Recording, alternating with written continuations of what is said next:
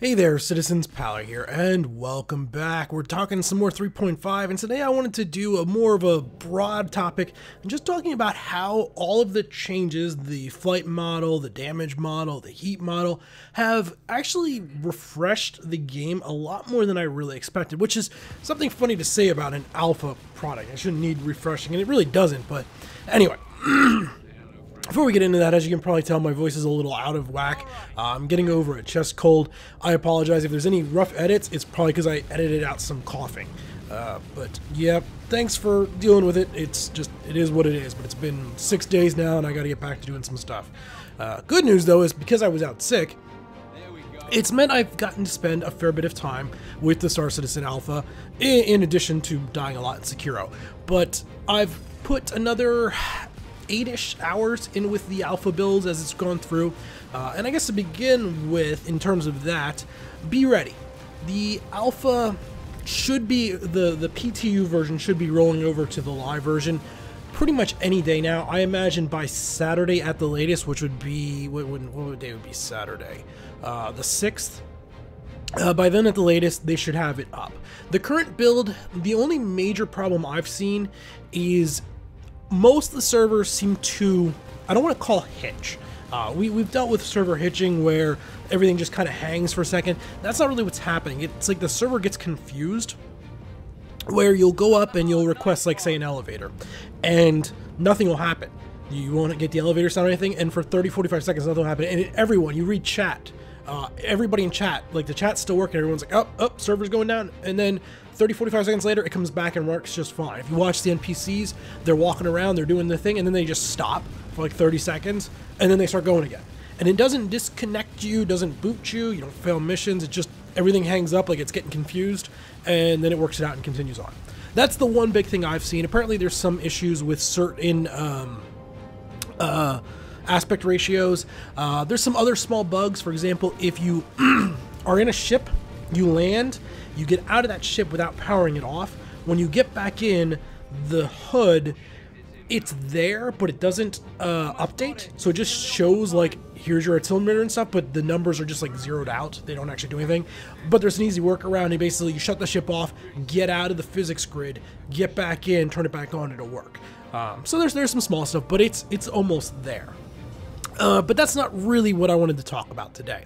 What I want to talk about more today is the fact that the gameplay, the core, the central loop, at least that I experience most off, which is going out, killing NPCs and stuff like that, maybe a little bit of dogfighting with other players, it has changed a lot more than I really expected it to going into this patch. I'll be honest, I felt 3.5 was going to be a little light, and it's understandable. Generally the holidays, so CitizenCon and Christmas are the ones, Q3, Q4 are the ones they really push content in, and then Q1 is generally light on content. And I think if you look at it on paper, it arguably is. Don't get me wrong, ArcCorp, it's awesome. Coming into land at ArcCorp, it's stunning. It looks really cool. It's a great proof of concept of where the tech is going. Area 18, walking around in it at first, is again awesome. You know, it's been expanded out from what we used to see back when it was like its own little standalone thing you launched from the menu. But it does have that Blade Runner feel. It feels more like an actual place than Lorville or Port Olisar does. But at the same time, there's no new ships. We have the 300i rework, and the other 300s will come along. We have the Reliant core Reliant variants, which are, you know, that's fine. It's something cool. We have the new mission giver, but for the most part, they're giving out the same missions. It's the same, go here, get this item, take it somewhere else, or go clear this out, or go get rid of these. For the most part, the mission loop is all about the same. And so on. So like I looked at it and it was just like, it doesn't seem like it's gonna be that rich of a patch. And arguably on that side it's not. But what that doesn't show is that considering you spend most of your time in and around your ship, at least half your time in and around your ship moving around, the flight model combined with other changes have really made it that I'm enjoying playing, at least on the PTU, more than I really expected.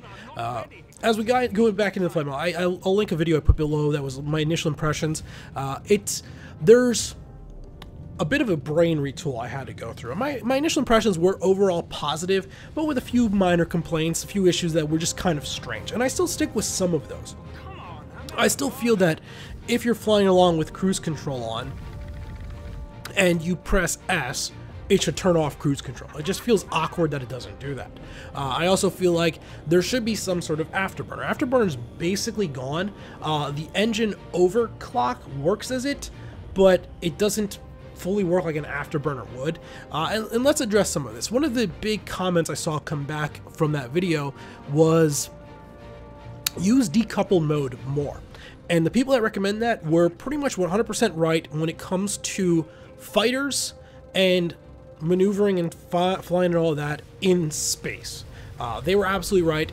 Over the last 8 hours of gameplay that I've put in, I probably spent 70-80% of it decoupled, flying around in Arrows, Gladiuses, the Hawk, the Vanguard. I've taken all of them out. I've been playing around with them, and it feels really good flying decoupled mode.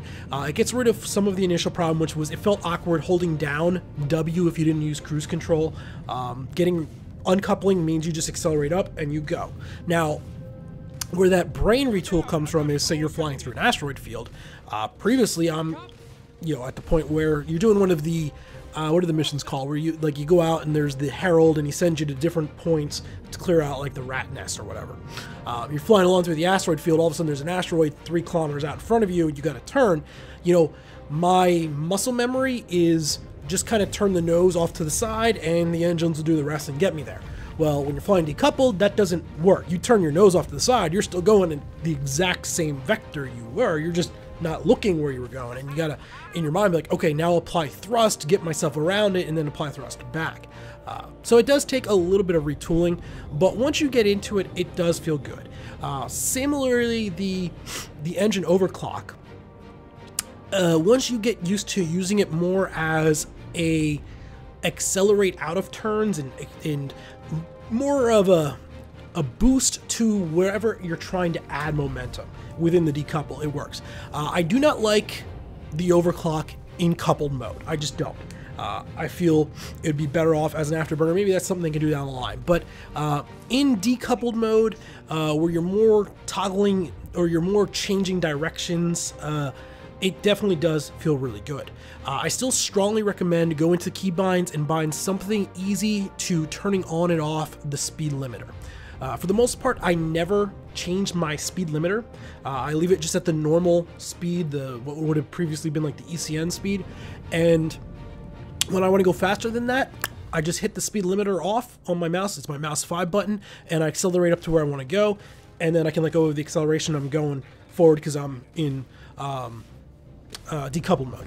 And then when I'm in combat or whatever and I want to do it, I pop it back on and I'm right back in and I'm back limited to where I was supposed to be, got full maneuverability and all of that stuff. The only time I actually scroll it down is coming into land. Getting it down to 50-30 meters a second, that way I can land safely with control. I still use coupled mode for what we were just talking about right there, landing. Coupled mode is good for landing, as it's still awkward trying to land in decoupled mode, as it's just too easy to impart. You try to just nudge yourself forward a little bit, and you do, but then you forget to immediately hit space brake to stop. So I just use coupled mode for landing. I also use coupled mode for coming and going from planets, where your maximum speed's constantly changing, so you want to be using the cruise control in general. And the cruise control only works in coupled mode, so toggle that on. Fly in and out of Hurston, Lorville, all that stuff works well. I also use coupled mode a little bit. Like I've done a few runs with like the freelancers and the Connies and stuff, and where I'm not so worried about hard maneuvering, it's more or less running cargo or whatever. I use the cruise control and coupled mode a lot more than I do in the fighters.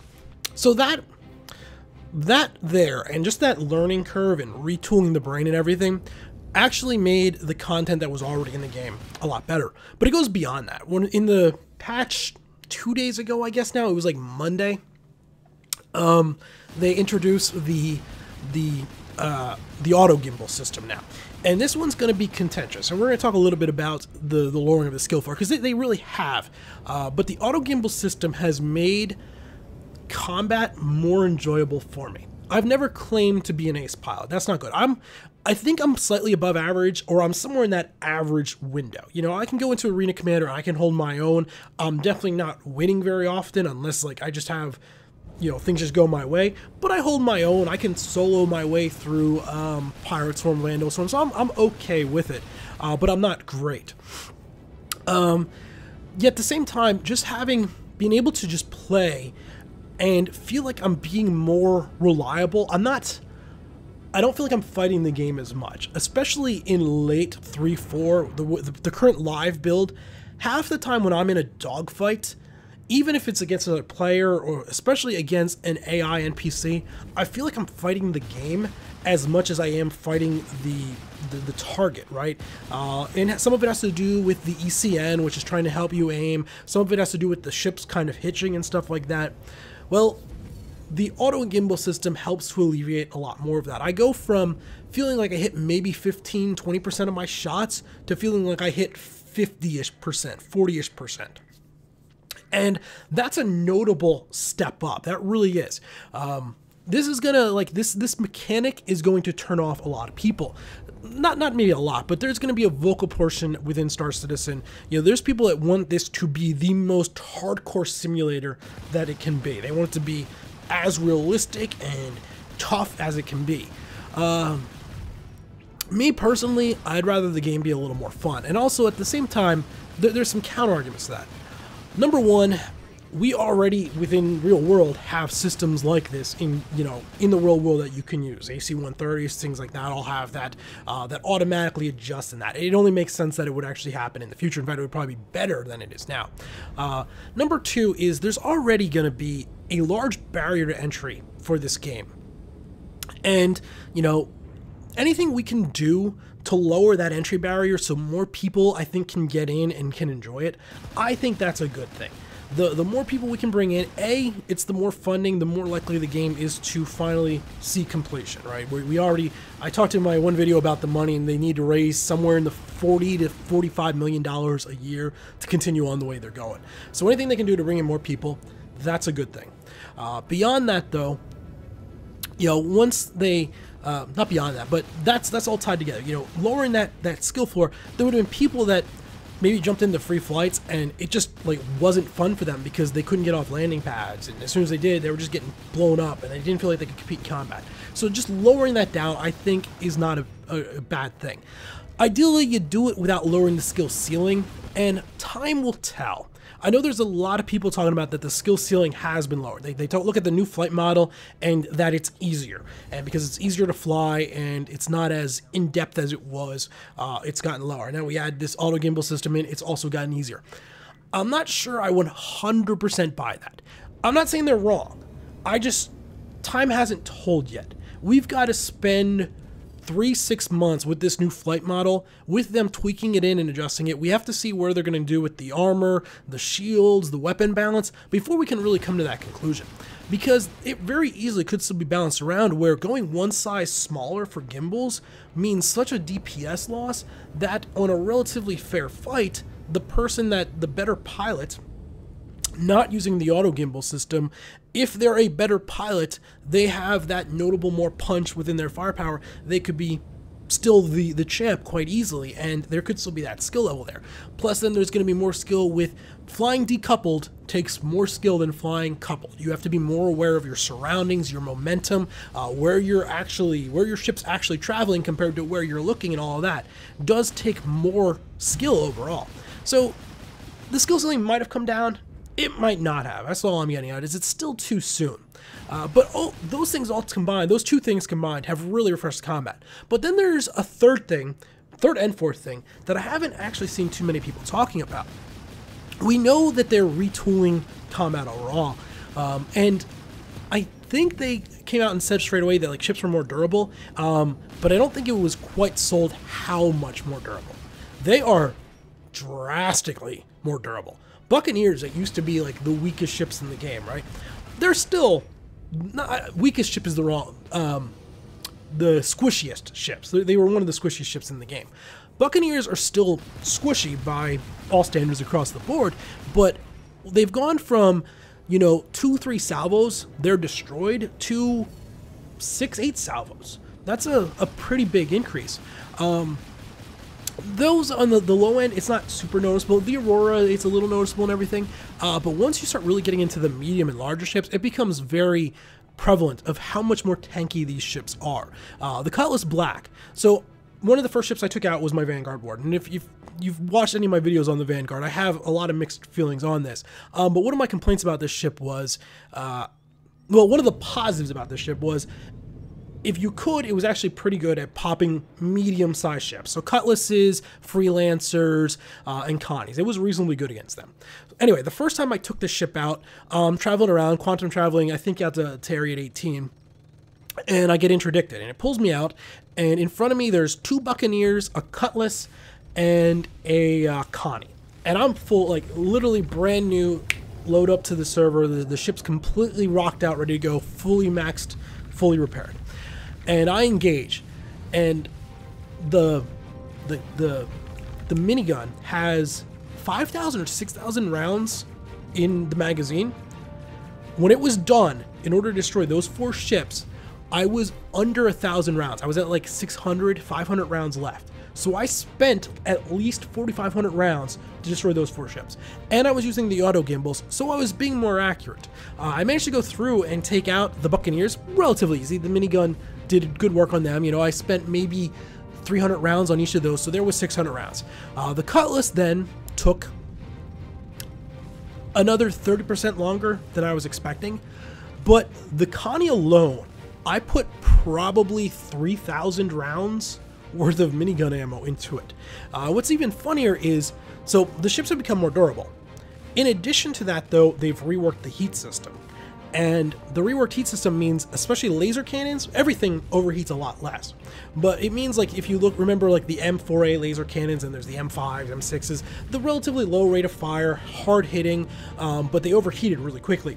Likewise, the front laser cannons, I forget what they're called, the LVAs or something on the front of the Vanguard, the 4 in the cluster 4, those were notoriously a pain in the butt. They hit really hard, but you could fire at most about 12 shots before they overheated and shut down. If you weren't overclocking, it was like 8 shots, 10 shots, and if you were overclocking your cooler, it was like 12. It was what you got out of it in succession before it overheated. Now you can fire the thing for about a minute before they overheat. So when we're talking about this Connie here and everything, I'm putting 3,000 rounds of the minigun into it.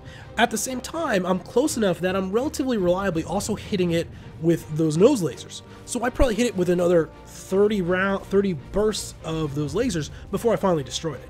That's how durable the Connies are now. I haven't really fought anything beyond that, larger up, but it's notable. I'll see if I can find the footage when I edit this all together. There was another fight where, I think it was in Arena Commander, I was playing around with the Arrow, just getting a feel for the new auto gimbals, and it was Pirate Swarm. Connie came in, you know, it's the end of one of the elite waves with the Connie or whatever. It felt like it took about 3 minutes. We're just going, holding down both triggers, unloading everything I had from this Arrow into this Connie to destroy it. And I'll admit, it does make the weapons feel a little disappointing. You know, you go from the Vanguard, it looks like a big intimidating ship. It looks like it should do a lot of damage. And then to have to spend 45 seconds just wailing on a Connie to actually destroy it. To have an Arrow and spend close to that amount of time, 45 seconds to a minute, wailing on a Cutlass to destroy it, it does make the weapons feel less powerful. But it also adds in some other things. I think we gotta look beyond that. One, it starts tooling us towards the point where we're going to be able to disable ships and capture things, steal cargo, things along those lines. It adds that in. Number 2, it allows the chance that if you're in a medium to larger ship, you know, if you get jumped or something and they hit you with an EMP, you have a chance to get out, reset your breakers or whatever, get the ship back up and running, and try to run away. You're not just instantly dead. Number 3, it also allows for better weapon variety. There's, now that the lasers are a lot more energy efficient, they bring them more in line without even buffing their damage output, the fact that I basically used all of my ammunition in one encounter with the Vanguard that I would then have to go refill made me actually go out and be like, all right, let's look into some of the laser nose guns, try some of them out. That way, well, maybe my damage per minute goes down, my effective time might go up just because I'm not running back and forth getting ammo all the time. I haven't come to any full conclusions on that yet. I'm still working on that one.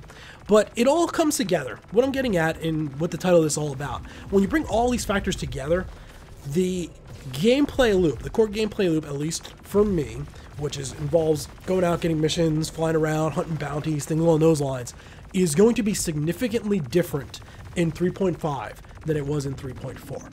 And that's a nice change, especially considering we're not getting a huge, there's no new salvage mechanic, there's not a bunch of new ships coming in, there's, yeah, our Corp Air 18, but not much beyond that. There is a bunch of armor, like infantry armor and different paint schemes if you're into that, and like some of them are hideous, some of them are pretty cool looking. I don't know if that's content or not. I'm still not 100% sold all around. There's still some things we gotta fill out, and having, like, the Vanguard feels neutered compared to what it used to, without a doubt. And that's annoying for someone that is very passionate about the Vanguard, but these things can be balanced out. They could boost the projectile damage from miniguns by 30%, and boom, we're right back where we needed to be, where it's an effective gun again. Or they could double the ammo capacity. There's a lot of small tweaks they can do here and there that can bring things in. We're going to talk more about it as things come around. We're going to have a lot more videos on this, but I wanted to get something out as it's been over a week now, but I was out of order. If you listen all the way to the end of this, thanks for listening. I realize I've gotten a bit of a ramble on here, and that has to do with drug brain from all the cold medicine, but it's good. 3.5 is shaping up gameplay-wise to be really, really good. And I really look forward to, as they iron this out, spending more time with it. In fact, once this video is done rendering and uploading, I'll be jumping back in and playing some more. I want to spend more time with the Arrow, that ship. The Arrow is fun. The Arrow is really good in the new flight model. It does everything. It's lacking a little bit of punch if you're trying to hit a Connie, as we discussed, but against small fighters and stuff, it's a mean ship, and it handles like a dream. Alright guys, until next time, this has been Powler. Thanks for watching.